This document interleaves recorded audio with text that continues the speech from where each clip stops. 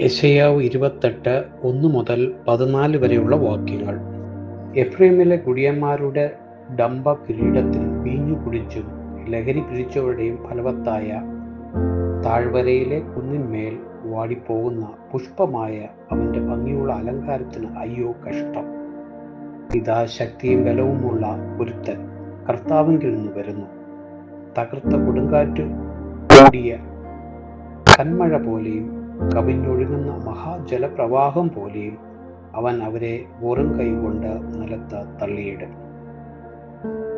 എഫ്രൈമിലെ കുടിയന്മാരുടെ ഡംഭകിരീടം അവർ കാൽ കൊണ്ട് ചവിട്ടിക്കളയും.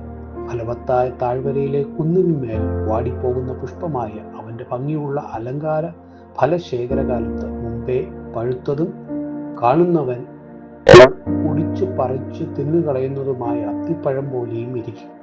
അന്നാളിൽ സൈന്യങ്ങളുടെ യഹോവ തന്റെ ജനത്തിന്റെ ശേഷിപ്പിന് മഹത്വമുള്ളൊരു കിരീടം, ഭംഗിയുള്ള ഒരു മുടിയിൽ ന്യായവിസ്താരം കഴിപ്പാൻ ഇരിക്കുന്നവന് ന്യായത്തിന്റെ ആത്മാവും പട്ടണവാതിക്കൽ വെച്ച് പടയെ മടക്കിക്കളയുന്നവർക്ക് വീരബലവും ആയിരിക്കും.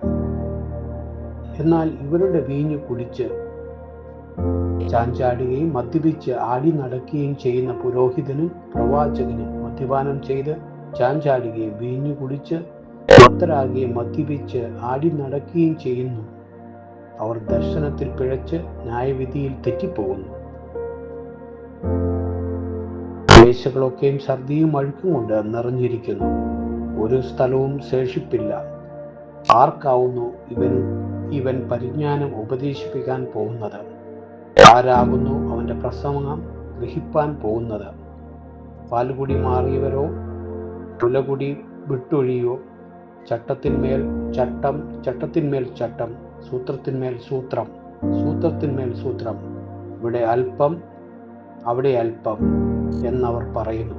അതേ, വിക്കി വിക്കി പറയുന്ന അധരങ്ങളും അന്യഭാഷയും അവൻ ഈ ജനത്തോട് സംസാരിക്കും. ഇതാകുന്നു സ്വസ്ഥത, ക്ഷീണിച്ചിരിക്കുന്നവന് സ്വസ്ഥത കൊടുപ്പീൻ.